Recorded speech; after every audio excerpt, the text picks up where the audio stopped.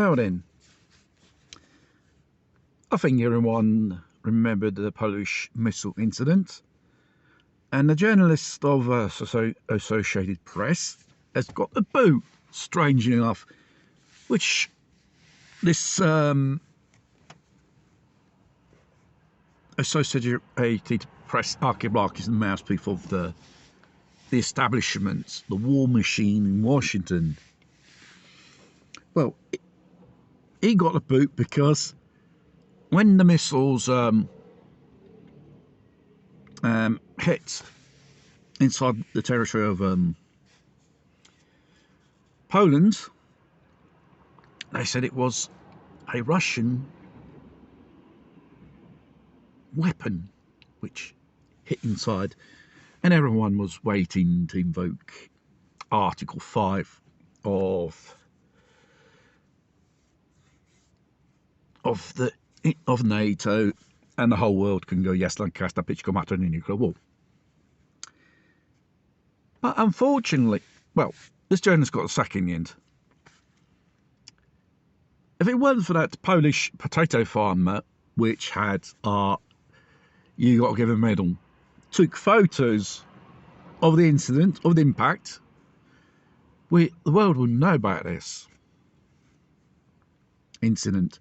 And obviously Zelensky, soon as he heard about it, yes,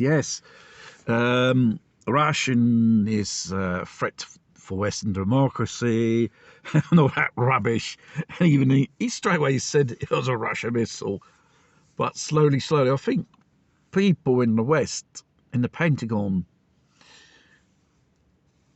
have been very, very cautious of issuing an official statement about it. NATO said in the end it was a Ukraine missile, but it's not their fault. It's not a laughing matter. I think the other day there was a funeral of one of those two victims of the missile strike. One thing goes to show, these false flags, someone wants at an eager cost, at any cost, to spark off a war. We end up in a conventional war, and then tactical nukes, before you know it, start flying around here and there. Then it's World War III.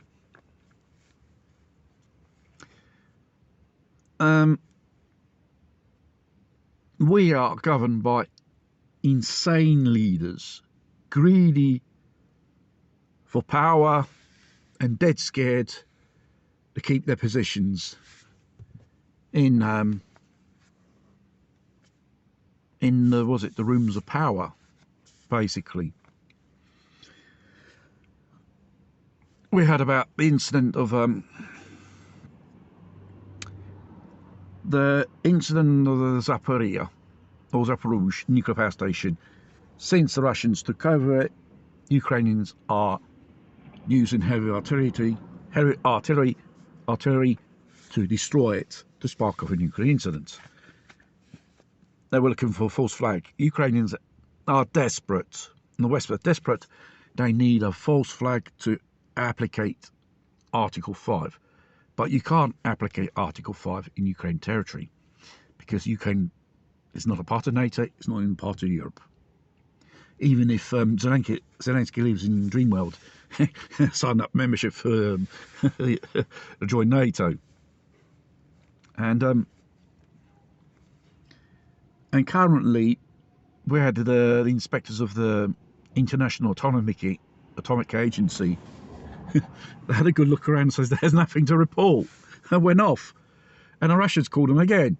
And it will be the same thing. They tend to, these guys of the Atomic Agency, they need the national thing, which has got something to do with the UN, and the UN's controlled by the West, tend to minimise or sweep the things underneath the carpet.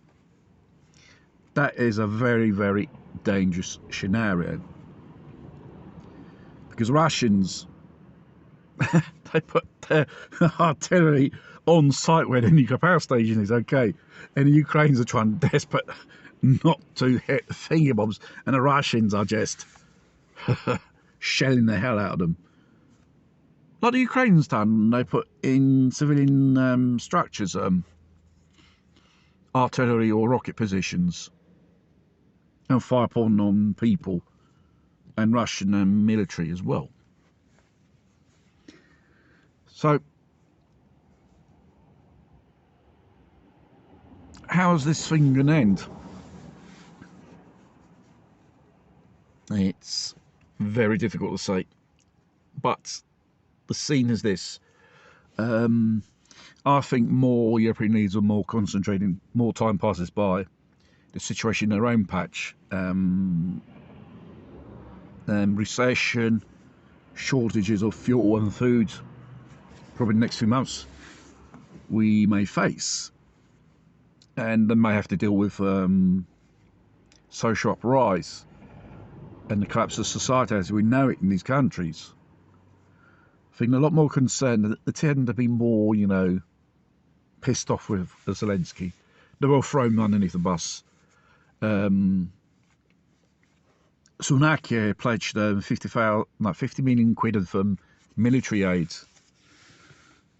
The simple solution is this: stop sending money and weapons to Zelensky, and his regime war machine will fall to a collapse in a few days.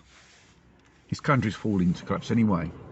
More the Russians bombarded, more the infrastructure like electricity grids, water and telecommunications will go down.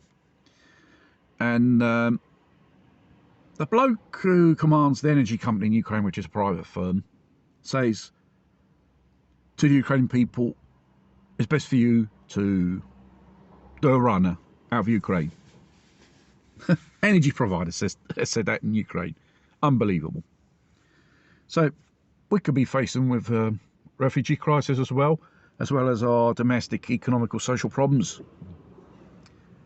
Put that together, that is a social time bomb ticking away, and we do not know when it's going to explode.